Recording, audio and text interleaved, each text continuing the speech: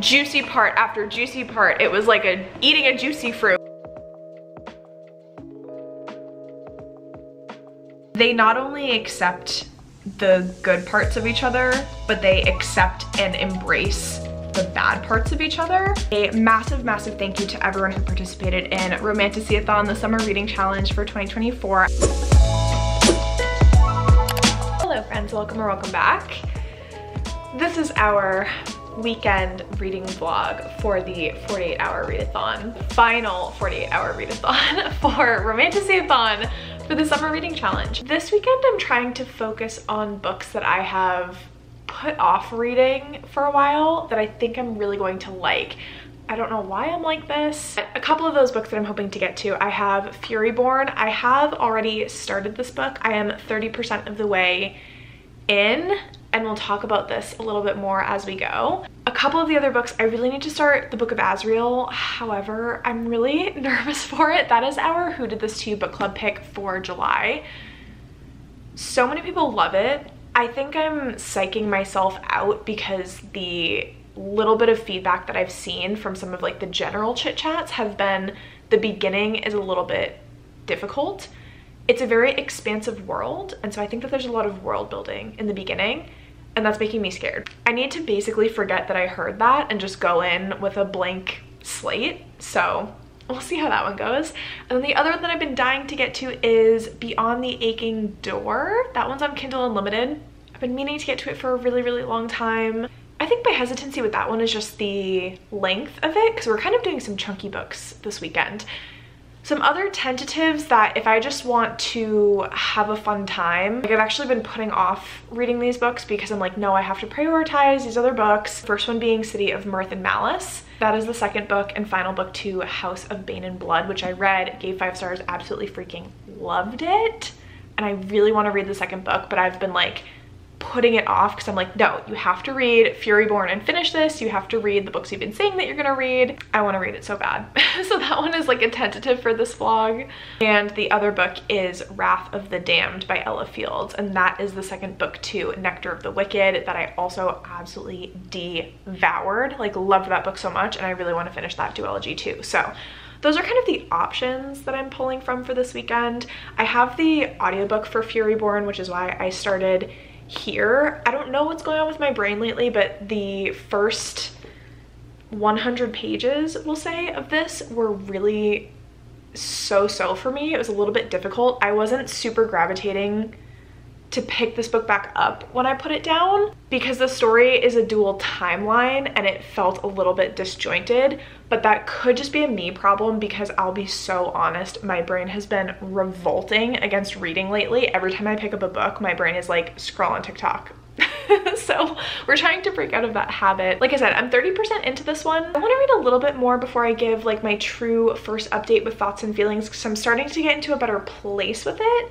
So I will check back in once we're maybe at the 50% mark and we'll do our first update for Furyborn. Hello, it is the same day. I just took a shower and I haven't dried my hair yet. I've made it to the halfway point in Furyborn, and unfortunately I think I'm gonna DNF this for now because I'm just struggling too much. I think this is a case of right book, wrong time. Like, I truly think my issue with this book right now is me.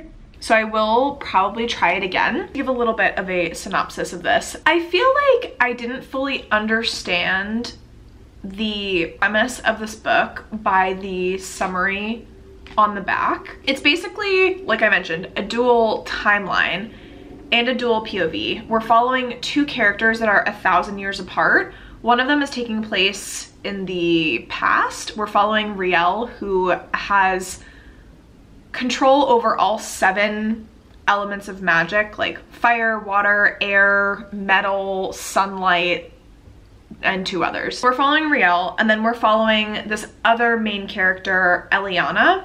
She's a bounty hunter, and so she's very morally gray. But her mother vanishes. To find her, she joins this like rebel faction group.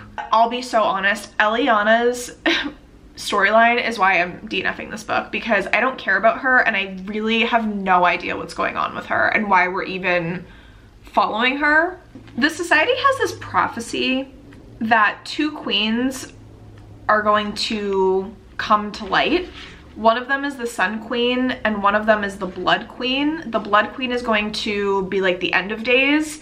The Sun Queen is going to fight for the Empire. Basically, the two characters that we're following are these two Sun Queens, but I literally have no idea why we're following them 1,000 years apart. Like, it just doesn't make a lot of sense to me. It feels very disjointed, and at first I thought, let me just get through the first 100 pages because it's probably expanding upon the world. We're getting all of these details and maybe that's why I'm confused, but I just feel like this was unnecessarily confusing. If this were a book just about Riel, I would be so much more interested, but I just think jumping in the timeline and jumping between two different characters isn't working for me. During Romantasyathon, if I get to the 50% mark, I still count it towards the prompt. So this is going to be for my sword on the cover prompt, and I'm very happily putting this down. I'm starting to realize that the past week I haven't really read a lot, and it's because I've been reading this book, and I was like, maybe I'm just not in the reading mood. Maybe my brain just doesn't want to read. No, I just didn't want to read this book. And I'm someone who tries to stick it out because I'm like, maybe it'll get better. Maybe it's something that I'm doing. Maybe it's a bad reading day. No, it was just this book. So we're done with that. I think next I'm going to jump to Book of Azrael. We talked about this. I'm a little bit nervous for it. It is our book club book and I haven't touched a single page of it, and it is the end of the month. So quick summary for the Book of Azrael. This has to do with gods causing havoc. I think there's mortals mixed in here as well, which I usually really like. World Ender meets Ender of Worlds. No idea what that means. 1,000 years ago, Diana gave up her life in the deserts of Eoria to save her dying sister. She called upon anyone who would listen, not expecting a monster far worse than any nightmare to answer. And now she does what Caden asks, even if it means securing an ancient relic from the very creatures that hunt her. A king that was thought long dead and long forgotten. In an old world, his name was Samkiel. In the new world, it's Liam, but one title remains true throughout time. He is the World Ender, a myth to his enemies, a savior and a king to those loyal to him. After the Gods' War, he locked himself away. Hiding from the world, he denied his crown and responsibilities, leaving the very ones who needed him the most to deal with the fallout of the death of their homeworld. I think that's what I need. Like, I just need some idea of what I'm getting into. So I will check in once we have read some of Book of Azrael. So fast. It's been like 2 minutes since my last check-in. I went to our Fable book club. Most of the reflections for this book have been 4 and 5 stars, which is absolutely stunning. And then also the audiobook is on sale on Audible for $10.50 right now. So we might be getting that. Last night I ended up reading 100 pages of the Book of Azrael. I was not expecting to read for that long. I think I read for maybe an hour and a half.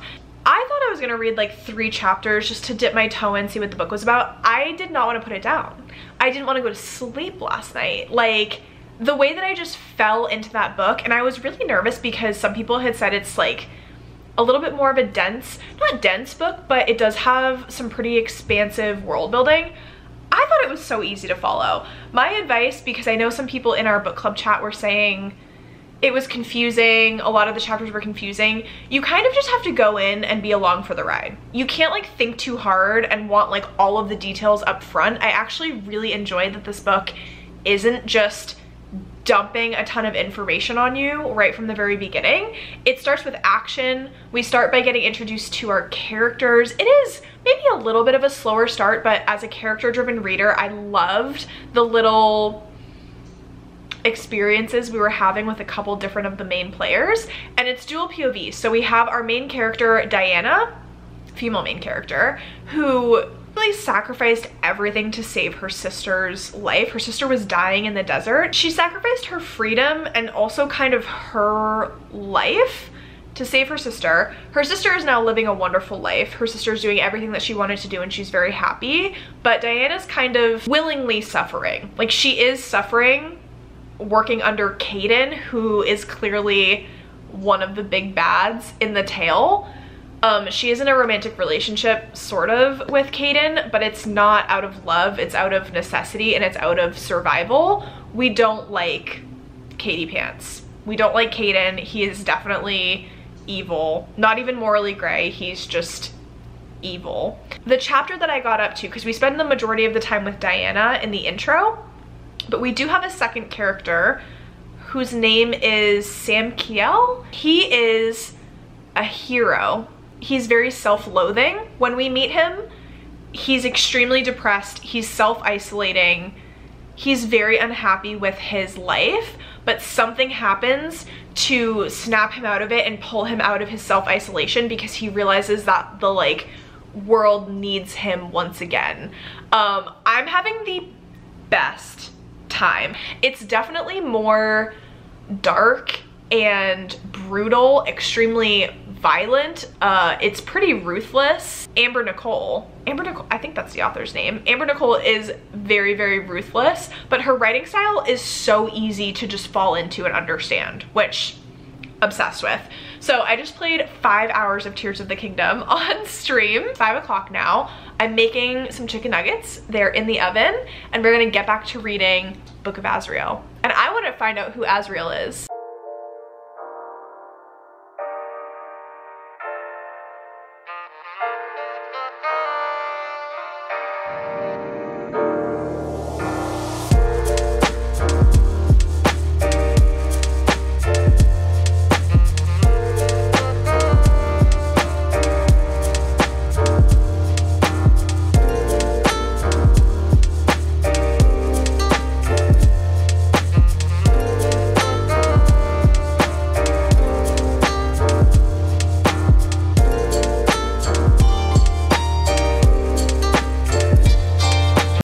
Besties, it is officially the start of the 48-hour readathon. I did start this vlog a little bit early, like a day early, because I wanted to show the entirety of me reading Book of Azrael. So I'm not cheating, we just get some bonus content to start off. We're starting today. We have sprints on Steph's channel at 3 p.m. my time.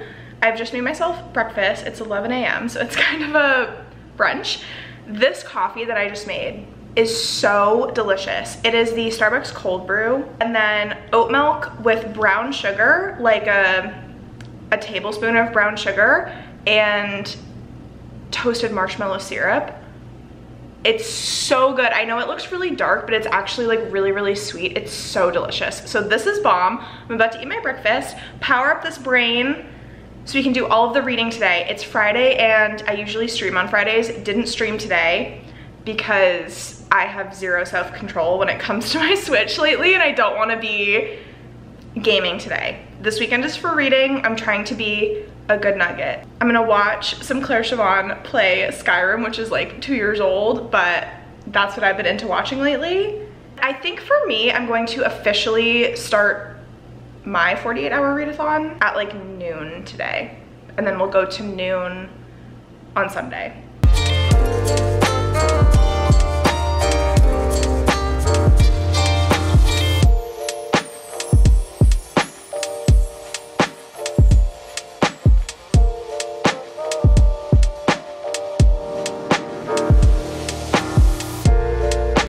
It has been an hour into this 48-hour readathon. It is 12:56.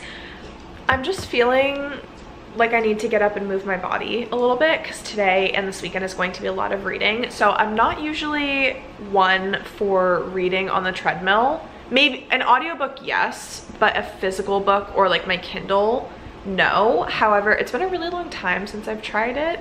So I am gonna bring my Kindle down to the gym and just walk on the treadmill for, I think my goal will be about 45 minutes.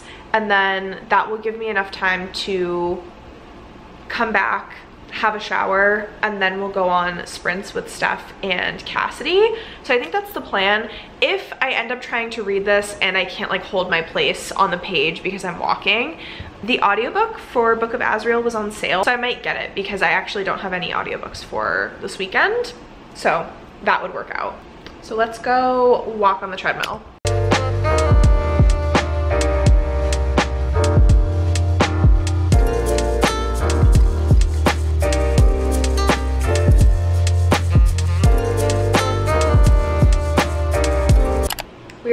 on sprints. I made it to the 50% mark in Book of Azrael. A lot has happened. One thing I'm really enjoying about this book is that it feels very angel versus devil coded because of Liam and how his powers manifest. He has these hands, which are his soldiers that he created from his power, and they fight for the innocents. They fight for the good of, I want to say mankind, but also just like innocent creatures, because this world is very expansive with so many different types of creatures. And then I think, like we've talked about, our female character Diana worked for Caden. Caden is very hell-coded. He's called the ruler of the other world, which sounds like ruler of the underworld. He can also open up this fiery portal. No one knows where it goes, but it sounds like hell. She controls fire and shadows, whereas Liam, his powers manifest as like this bright blue light. So all of these things, right? But it's not that straightforward. Like, it's not that explicit, being like, it's the angels versus the devils. It has like this nice uniqueness to it that I'm really enjoying. Getting the audiobook has been pivotal for me. I know that a lot of people really don't like this audiobook because of the narrator. She does kind of weird voices for people, which is understandable. It's not bothering me too much because I'm listening to it on 2.3 times speed, and I'm also immersive reading. So I'm not really paying attention to her voice too much as I'm trying to pay attention to just the story and what's going on. But we've gotten to this point in the story at the halfway point where Diana and Liam have gone on their own like mission, just the two of them, and it's clearly to help them bond, and they are bonding. But I actually don't like this part of the story as much as I really, really liked the beginning. Like the first 30% when we were meeting everybody and they were like battling and we were learning a lot of information, loved that. Like, I was not overwhelmed by it at all. That was super, super interesting. This part has been boring because they're just kind of going through the basics of like bonding and getting to know each other as like enemies to lovers. So it's falling into a very cliche setup for our two main characters. And not that I'm losing interest, but I've definitely like, I'm like, okay, can we get to the next like juicy part? Because we just got juicy part after juicy part. It was like eating a juicy fruit. Like, it was just like non-stop up until this point where now it's just kind of slower, which is funny because in our book club, a lot of people were saying the beginning was really slow.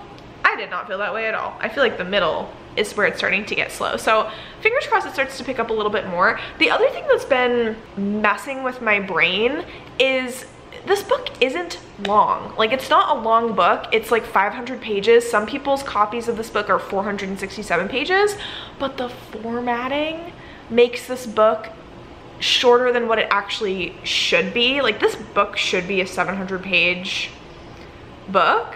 It has to be the formatting and how much they've squished onto a single page, because the audiobook is 21 hours.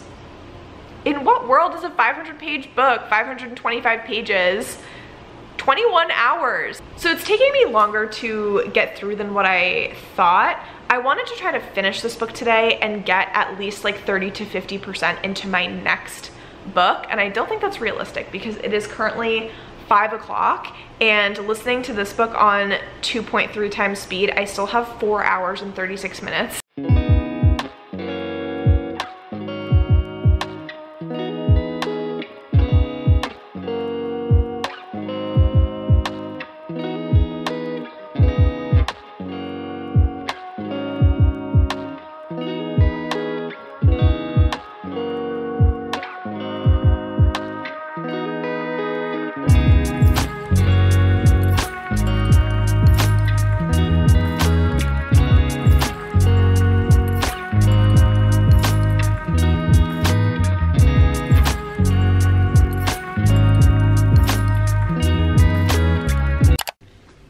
We have updates. We woke up early this morning to join Cass on sprints on her channel.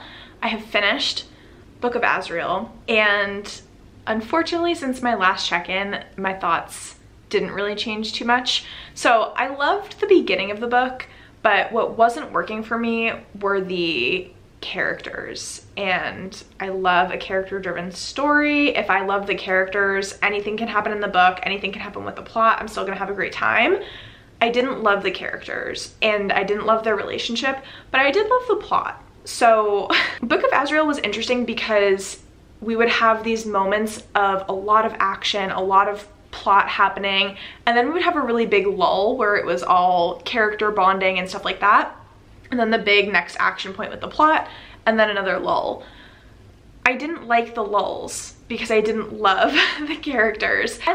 Here's the thing, I liked Diana and I liked Liam actually on their own as like individual characters, but when they started their relationship, that's the part that I didn't like, because for me it just happened so quickly and that never left me. Like, they went from being absolute enemies to then starting to bond when they went on their own like mission and it was just the two of them together, and I was like, how did we flip so quickly? And that just kind of left a bad taste in my mouth for the remainder of the book. I don't know if I'll continue with the series, but I definitely had points in the audiobook where I was just listening to get through it. So I gave it 3.5 stars, which is really sad because it had such a promising beginning. Like, honestly, I thought it was going to be a 5-star from the first like 30%, and then it just kind of went downhill from there, unfortunately. So first book of the 48-hour readathon finished. So I have switched to Wrath of the Damned, which I'm very excited about, by Ella Fields. This is the second book to Nectar of the Wicked, which I loved the first book. I figured it would be a good one because it's shorter. It's a little bit less than 400 pages. And I love the first book. So I'll be like returning to characters that I already know, a book that I really love. We have 16 minutes left in our final sprint, and then I think I'm actually going to wash my makeup off. It's a hair wash day, so we're gonna go down to the pool. I'm gonna read by the pool, and I'm also going to do a little swim because I feel like reading this morning, I've actually been super into reading. I don't feel fatigued by reading at all yet in the readathon. I'm like still very excited to read. I just want a change of scenery. I just want to get outside of the house and read. I also think I might go on the treadmill and read more today because that was just so fun yesterday and it made me like feel really good. So if I can be productive and do some walkies while reading, I think that'll work really well. I will check in once I have more to update for on Wrath of the Damned. I'm only 10% into it so far, but I'm really happy because it picks up right where the first book left off, which is incredible because the first book ended on such a massive cliffhanger.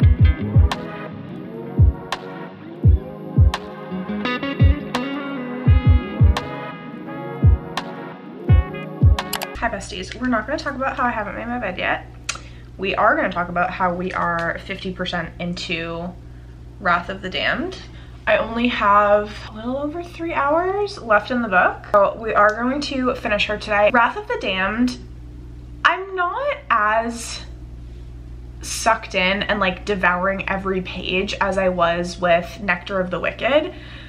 I think it's because our main character is, like I mentioned, going through kind of a recovery process through all of the trauma that she went through in the first book. Like at the end of the first book, it was crazy. So like I totally understand that Girly Pop is going through it, but usually when that happens in a book, it leads to a little bit of like a slower pace, and that's definitely what's happened. I'm trying to think what else I want to say because this is a sequel book. I do like what's happening with the relationship between our main character and Florian, who is the almost like he's giving Frost King / Winter Fairy King. So I like their relationship, but it doesn't feel like anything new is happening. It doesn't really feel, I guess they're kind of rebuilding their relationship in this one. They were also kind of doing that in the first book as well, because there are a lot of betrayals that happen in the first one that we find out about. So like our main characters are almost going through the same thing in their relationship. And I think that's why this one isn't hitting as hard as the first one did, because at that point it was like new and fun to read about. And now it's like, oh, okay, this is more of the same. It definitely does read fast though. And we got one incredible spicy scene. Like I truly do love Ella Fields' spicy writing. She does a fantastic job. Like truly I eat up every word. I'm kind of wishing that there was more spice in this one. I'm hoping that now that I'm at the 50% mark, we had to go through some healing processes before we could get back to spiciness. So I'm hoping that we get more spice because that has been my favorite part of this book so far. I'm thinking this is probably another 3-star. Goal is to finish that today, which should be easy. I have sprints that I'm just getting ready for in about 30 minutes. I'm very excited. I think we're going to sprint until I finish. I wanted to call this book Nectar of the Wicked, until I finish Wrath of the Damned.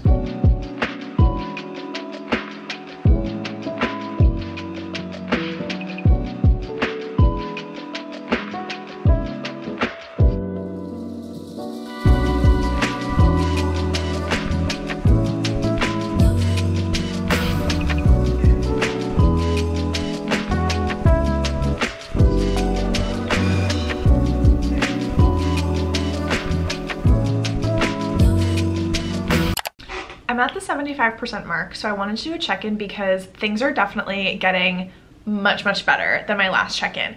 I feel like I mentioned this book, Wrath of the Damned, has had such a slow start, and then at the 50% mark I said we got some of that spice, which is incredible. And I said I was hoping that there was more spice from this point going forward because their relationship is healed. Sorry if you can see I have my Kindle arm, but it's very wiggly. So if you see it like bouncing, I'm sorry. We're getting a lot more spice. I'm having the best time, even though not much plot has happened in this book. I feel like the first book had more plot, although the first book was much, much more spicy. Like this is definitely a 80% spice, 20% plot type duology in general. Now that we're getting back to the spice, I'm here for it. I think one thing I really loved about the first book that we weren't getting in the second book was the, oh my gosh, the tension between these two in the first book. Impeccable. Like so freaking good. The tension, the angst, but then also even after we got the spicy scenes, there was still so much angst between them because it was such like a toxic relationship in the first one. The second one, I really enjoy the themes that are happening. So if you like a book where, or a relationship where they not only accept the good parts of each other, but they accept and embrace the bad parts of each other, I think you will really, really enjoy Flea and Florian's relationship. I'm gonna continue to call her Flea because that's her name in the first book. So I'm just going to call her Flea because no spoils. We're back to that like tension with them. They're both extremely morally gray characters, and you learn a bit more, you learn a lot more about Flea throughout the entire first book, but especially in the second book, she's embracing vengeance and revenge. Florian isn't turned off by that. He is actually very much turned on by that. They find beauty in violence, which is obviously not everybody's cup of tea. Both of these books are extremely violent in the best way. These fae have kind of a vampire element to them. There is some blood sucking that's happening and I'm living for it, but that also goes along with beauty and violence. They're very much turned on by violence. What I'm very surprised about, that I'm thoroughly enjoying in this last 25% that I read, there are jealousy tropes in this book. I don't think they were in the first one.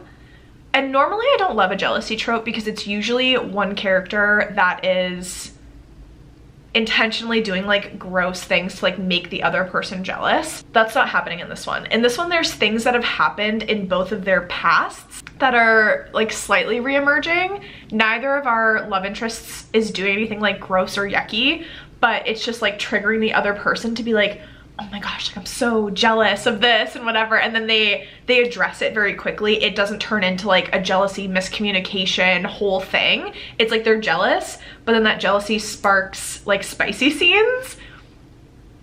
Incredible. I'm having the best time.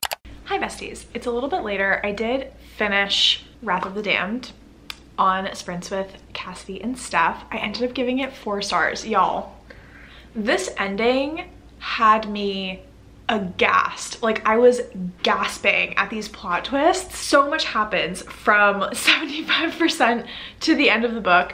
Absolutely loved it. I did skip the epilogue because I'm not an epilogue girly and I could see where it was headed. It was just gonna be like a happily ever after moment, and I just didn't need that. Loved it. I gave it 4 stars. I did like the first one better. However, it was a very solid ending. I was so happy with the conclusions. It was kind of crazy. I do feel like the pacing was a little bit off, like so much gets crammed right at the end. But I was very happy with the journey. I would definitely recommend it. They're both so fast to read, like they're just, you will fly through them. And then I did start reading City of Mirth and Malice. That's the second book to House of Bane and Blood. I think since we had a good conclusion to like the Nectar of the Wicked series, duologies are apparently working for me this weekend. So I decided to go with that one next. I did order the physical books for this series because I love them and I do want to annotate both of them. I'm probably gonna go back through the first book and do all of my Kindle highlights and stuff like that. The second book, when it arrives, I will highlight my Kindle highlights and whatnot, but I'm hoping to read a little bit of that physical book when it comes in. However, that will not be today. It's technically past the 48-hour-a-thon. It is 7 o'clock at night on Sunday, and we officially started this readathon at noon on Friday. So technically it should have ended at noon today, in which case we finished 2 books. Very happy with it. 2 books that I have been meaning to read. However, I am going to give you some final thoughts on City of Mirth and Malice. Right now I'm only about 10% in and I'm stressed. The last book, we ended on such a cliffhanger with our main character, well, with our female main character. She's in a very dangerous, precarious position. And the start of this book, we don't start with her POV, we start with Nico, her like male love interest, our male main character. Both of these books are dual POV. They are steampunk. If you like a Six of Crows setting, it's very reminiscent of Six of Crows, but it's kind of sciencey / it's like science mixed with magic, very enemies to lovers. They fight each other, like the verbal sparring is incredible. Also, our male main character has a metal arm. I'm obsessed with him. Anyways, I will leave the House of Bane and Blood vlog linked down below. And also the Nectar of the Wicked vlog, if I didn't already say that already, will be linked down below if you want to see like my first book thoughts for these series. I'm stressy for our girly pop. We're back with Nico and I do in fact love him. My obsession with men with metal arms has not ended quite yet. I get to, we'll just say 25% tonight. So that way tomorrow we can close off and I can give you some more thoughts because I'm just not far enough into City of Mirth and Malice yet to really like give you anything super definitive. Hello besties. Okay, final update for this 48-hour readathon because I did get to 25% into City of Mirth and Malice. I am so stressed for Camilla. Like, I'm so freaking stressed for her. I don't know what's gonna happen. I need her to be saved. I don't want to say too much because I don't want to spoil anything.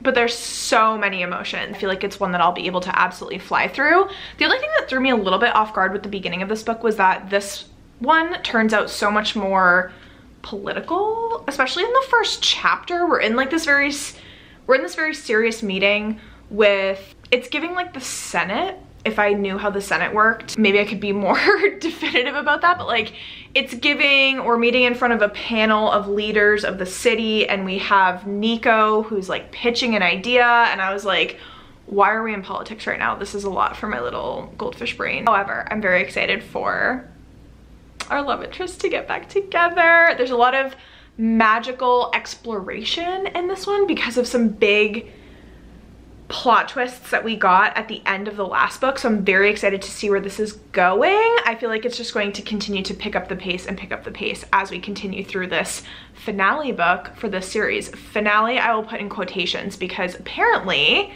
Cassidy informed us this on the 48-hour readathon sprints that for this duology, like the House of Bane and Blood world, they might continue this series and have it be like a Crowns of Nyaxia setup where different duologies that make up the series and we follow a different couple in each of them. So this will be the finale of Nico and Camilla's story, and then we'll move on to another set of characters, which if that happens, I will be so freaking excited. I love Alexis Minard's writing style. I've loved this world. So if we get to stay in this world, I'm very intrigued. And then the other Easter egg that she put in the series is Nico and Camilla are on this, we've talked about this, like an island setting.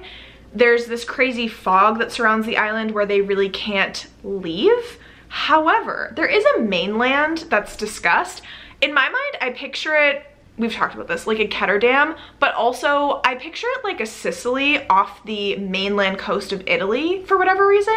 Maybe because it's giving like mafia families, and Nico's family, like he has his nonna that cooks for all of the family. They sit down for family meals. Food is a big gatherer for their family.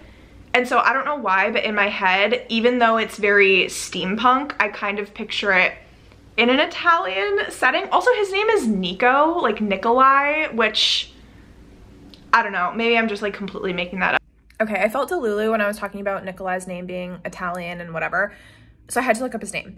His name is Greek, Nikolai, and I'm gonna pop up on screen what I found, and I wanted to share this because if you've read this series, this is like so crazy that Alexis Minard was so intentional with his name, meaning this. I actually freaked out and I just wanted to share. Other series, we might start to jump around in this world a little bit more because I feel like mentioning, they call it the continent, was an interesting fact drop and I want to know more. We finished 2 books in this reading vlog and we got a quarter of the way through a third, books that I have been dying to read, and I feel like this was such a fun 48-hour readathon.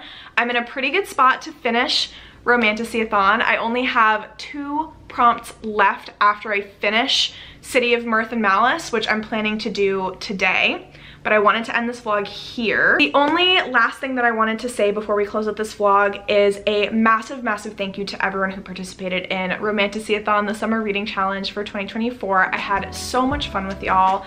I love getting so excited about books with you all. I feel like that's what Romantasyathon brings. We all just get so excited. We all recommend each other absolutely fantastic books. Like all of you who recommended the House of Bane and Blood series to me, I'm kicking myself for not starting it sooner. Like I literally love those books with my entire heart and soul. Same thing with Nectar of the Wicked. I probably never would have picked that up if it weren't for Erin from Booked and Busy reading it on sprints and absolutely loving it. I want to say a massive thank you to all of my wonderful co-hosts throughout June and July: Rachel from Raven Haired Reader, Erin from Booked and Busy, Steph from Stephanie Bookish, and Cass from Covers with Cassidy. I will link them all in the description box below. I know that y'all already subscribe to them, follow them. They are so incredible. Thank you all for your participation. I mean, truly, this was the most fun in a summer that I've had in a really long time. I feel like summer of 2024, between the pop music that we got, between reading with you guys,